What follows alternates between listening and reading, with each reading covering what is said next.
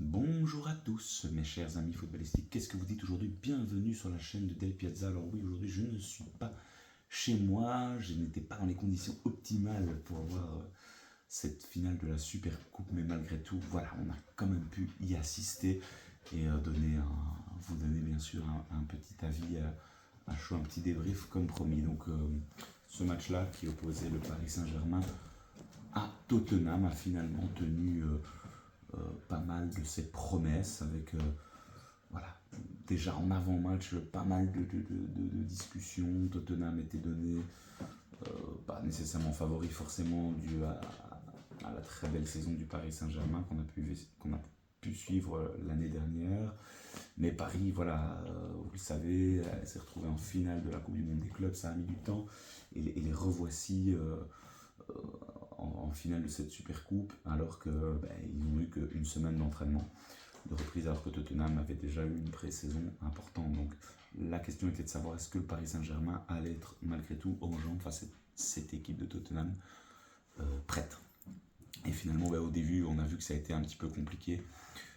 Tottenham a mené 2-0 malgré tout. Et donc là, un petit peu panique à bord pour nos amis parisiens. C'était assez inquiétant et on s'est dit, bah là, clairement, ils sont pas prêts.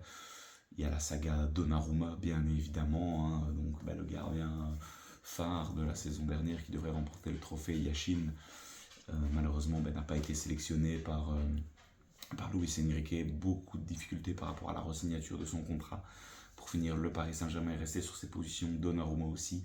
Pas de prolongation de contrat pour lui, malheureusement, et pour le Paris Saint-Germain, et donc on arrive à une rupture.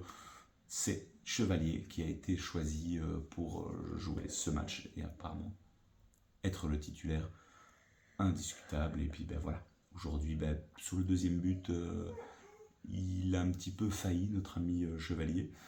La main pas très très ferme malgré tout, mais il s'est quand même bien rattrapé sur la séance de tir au but. On y reviendra un petit peu plus tard. Et puis Paris Saint-Germain est tout doucement revenu dans le match avec Tottenham a joué vraiment bloc bas, essayé d'un petit peu bloquer les attaques parisiennes. Et là, on a plus senti l'envie de Tottenham de ressortir, d'aller inquiéter ce Paris. Mais c'est un petit peu dommage cette fin de match pour Tottenham, je trouve, qui avait dans l'ensemble très bien géré cette rencontre.